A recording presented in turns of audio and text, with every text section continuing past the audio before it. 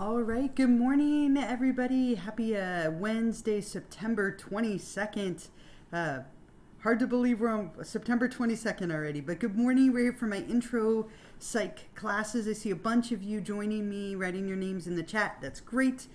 Someone let me know, can you hear me and see me okay? Is everything coming through clearly? Just make sure here. Great. Okay, perfect. I'm getting lots of yeses. That's always a good thing, right? I'll take it. I'll take the yeses. So again, good morning. I'm really glad to have so many of you with me this morning. I continue to wish that we were meeting in person, but I will enjoy your company for those of you who are here. So thank you so much.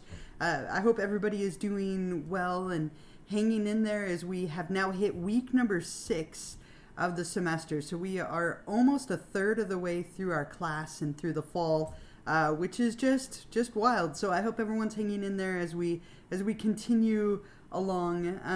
It's gonna be hot today. My air already kicked on. I'm like, that's a bad start to the day when your air is on at 8 o'clock in the morning. So hopefully it'll cool down again in the next few days, because I'm ready for fall. I don't know about all of you, but this hot weather is definitely not my favorite. But again, thank you for being here. Make sure you get your name in the chat somewhere. We'll do our kind of usual format today. So I want to tell you a little bit of feedback from last week about the discussion and consciousness and dreams. I'll give you some reminders for this week. We're in week number 6, as I mentioned. I do have a Twitch extra credit question for you, which I'll go over and make sure you have that, and then I'll see if there are any questions. So kind of a usual week, if you will. So let's go ahead and head over to Canvas together. I want to distract you badly here. I'll for really quickly, let me just ramble about football for a minute. I'm very excited about my weekend. I know you really desperately want to know why. You have to hear it. Like, you have no choice, right? I guess you could log off. But I get to go to the Rams-Bucks game in person on Sunday. I'm so excited. So excited. I get to go to a football game. I've been wanting to go to the new stadium. So I get to go to SoFi and see the Rams play Brady. So I'm very, very, very excited about that. So that will be my Sunday. So if you're watching the game, you can think of me packed in with all of those people. I'll wear like 15 masks. I don't know. There'll be a lot of people there. But I'm very, very amped up. So I just have to share that with you because it's like the highlight of my week. And it's only like a few days from now. So I've gone to 2 football games. I went to one in Gillette to see Brady when he was a Patriot. And then I went to one in Denver. No face paint, because it's going to be hot and then I'll just sweat it all off, right? But I will definitely have my Brady jersey and my Brady hat and my Brady mask and all Brady'd up in a sea of Rams fans. So that should be fun. But anyway, I just had to share that with you. I'm very excited about it. And you are my audience here, so you get to hear it whether you want to or not, right? I promise here I will focus back now on our class, but I'm definitely looking forward to it. Hopefully it will be a good game. And nobody will get hurt. That's always what I hope for. No injuries. Okay. Back to psychology, right? But yes, think of me on Sunday at the game, right? Sunday at 1. But as I said, we're week number 6. So last week, let's go back to last week just for a moment here. And last week was all about sleep and dreams and consciousness, hypnosis, and so on. I enjoyed reading your dreams. It seemed like a lot of you enjoyed the chance to think about your dreams in a different way. A lot of you mentioned that you like to interpret dreams or think that they can be meaningful. So for discussion number 5, you read that little article that I gave you about the different theories of dreams, and then picked one and you talked about it a little bit. So mostly nicely done. A lot of you did a beautiful job of describing the different theories and linking them to your dream and then talking about why you personally think that we dream.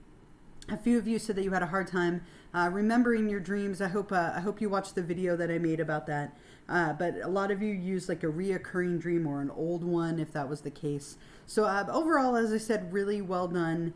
The biggest reason people lost points, and I just keep giving you this feedback in hopes that it will help you to understand and do better every week or continue to do well, The biggest reason was not describing the theories enough. So I put this here, note, be sure to describe each of the theories you selected in order to receive full credit. So some of you were just like, oh, theory number 1, theory number 3, and you didn't describe the theories and give me a little bit more information to show you that you understood them and could apply them.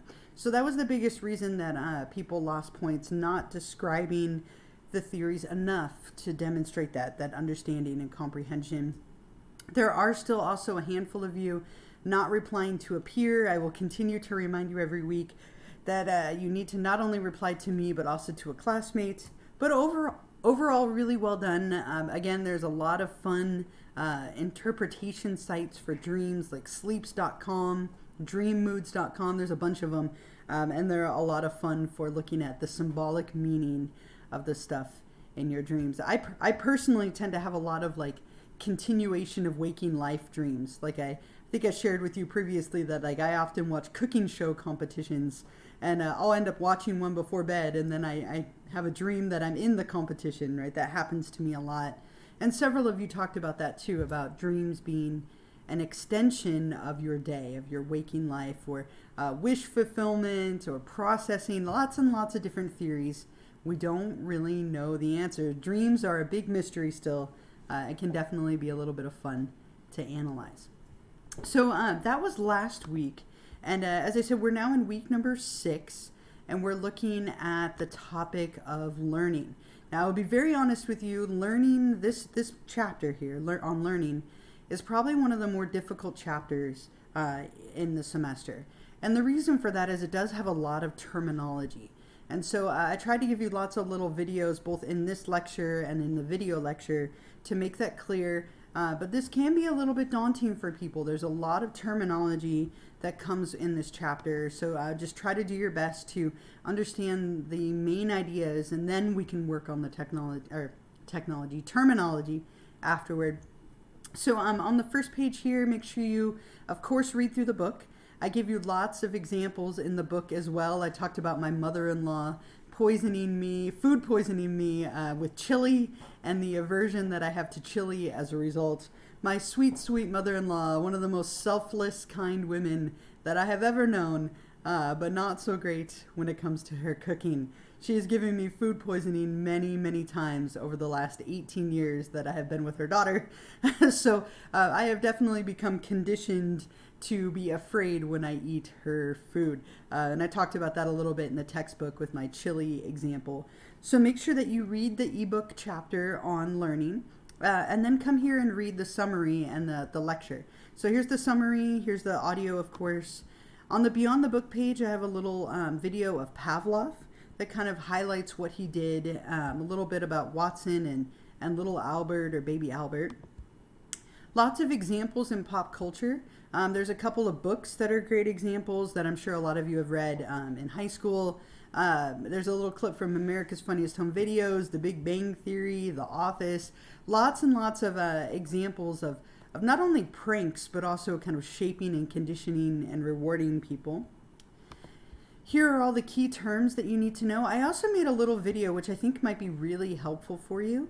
It's not very long at all, but it goes over the key differences between classical and operant conditioning.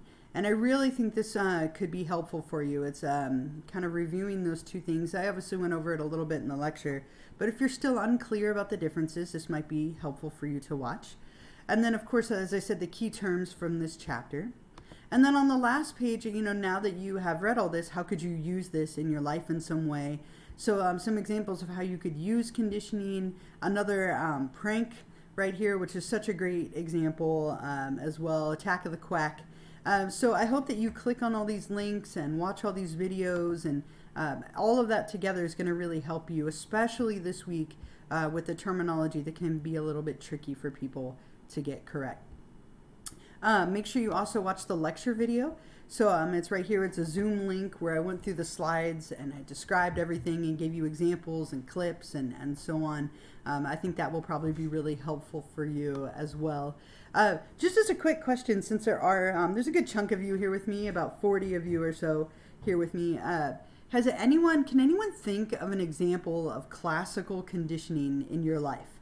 classical conditioning is the one that's very kind of automatic. Sometimes it happens without you even realizing that it's happening. I have a great example I'll share with you while I'm waiting to see if any of you have one. I realized it this morning, which is perfect timing. But every morning, my daughters, I open their door when they're asleep, right, to wake them up. I open their door and I say, good morning. I say, good morning, girls, time to get up. And the second that I say that, all three of them, they're in different rooms, but they will all put the blanket over their head instantly, because they've learned that after I say, good morning, girls, time to get up, I'm going to flip on the light switch. And so after many, many times of opening the door, the sound of the door opening, walking in and saying, good morning, girls, time to get up, then flipping on the light, they have learned that when I say, good morning, girls, time to get up, that the light is going to turn on, and they now kind of like almost automatically cover their faces and their heads in order to protect themselves from the light. So kind of funny, I realized that this morning, that I have been unintentionally classically conditioning them. But oftentimes people develop fears and phobias this way. Pavlov's dogs were salivating to the bell because they learned to expect that food would be coming as a result. There's so many examples of this, and I gave you a lot in the lecture. But can anyone think of one in your life? Do you have anything with your pets or in your family, anything at all where there's kind of been a classical conditioning that has taken place? If you do, put it in the chat. That would be wonderful to hear as an example. I can't think of one on the top of my head, but I'm sure I've been conditioned to do some things because I didn't tend to give some things my full attention, so I've probably been doing things subconsciously. Oh, for sure, right? I'm sure that we all have lots of these things that we've been very almost unconsciously conditioned to do. Now, operant conditioning, which I talked about as well in the lecture, is much more conscious, right? It's more of a choice based on rewards and punishment. But classical conditioning can sometimes happen very involuntarily and outside of your awareness. So my dogs, for example, I don't know if any of you have pets, but the second I peel open that can of wet food, wherever they are in the house, they come running, right? That's another example of classical conditioning. Or the second I go anywhere near their leashes, they get all excited and think that we're going on a walk. Every time I shake the bottle of food for my turtles, they start getting really excited because they know that food is coming. That's a wonderful example, right? That's exactly it. Over time, you shake the food and then you feed them. Shake the food, feed them. Shake the food, feed them. And over time, they've learned that the sound of that food being like going like this and shaking it means that they're about to get fed. The second we open the fridge, the guinea pigs freak out. Food, right? Yeah, for sure, right? Those are great examples where you kind of get this expectation of something that's going to happen because it's been conditioned. So great, thank you so much for the examples, both of you. That's those are perfect. So again, for this week, in order to help you, right, and remember, it can be a little bit tricky, make sure you read the chapter, read the lecture, watch all the videos, and then also watch the lecture video that I made for you as well. It's going to be really important for helping you to understand. Someone wrote, oh yeah, whenever I hear any door being knocked or opened, I look for my dog to shush him because I know he's going to start barking, right? Again, it's that sound of the door, dog barks, right? So now you come to expect that it's going to happen. With this type of learning, you're replacing something with like a different behavior, and they just become paired with each other, and that's the essence of classical conditioning, and it happens to all of us. Sometimes we don't even realize that it's happening. So once you've done those first things, of course, you'll do the discussion for this week. Discussion number 6, you're going to watch a clip from The Office, which I'm sure a lot of you are familiar with. But there's a little clip in there that features classical conditioning. It's a prank, but it's still a great clip nonetheless. And so what I want you to do is you'll watch the video, and then I want you to describe and use the appropriate technology what happened. Right? How was Jim able to condition Dwight? What did he do? What happened in that clip in order to make that possible? And then you're going to identify the US, UR, CS, and CR. So what is the unconditioned stimulus, the unconditioned response, the conditioned stimulus, and the conditioned response? So you're going to identify those 4 elements in the clip. And then, other than amusing pranks, describe one way that you could use classical conditioning in your personal, academic, or social life. Make sure your example is classical conditioning. If you use words like reward or punish, that is operant conditioning. So I can tell you that a lot of people tend to give me the wrong type here. So make sure that you're focusing on classical conditioning. Operant conditioning is all about rewards and punishment, versus this one is learning to associate two things together, like the examples that we've talked about. So I hope you enjoy the chance to watch that little clip. I think that might be something that's helpful for you. So that's the discussion for this week.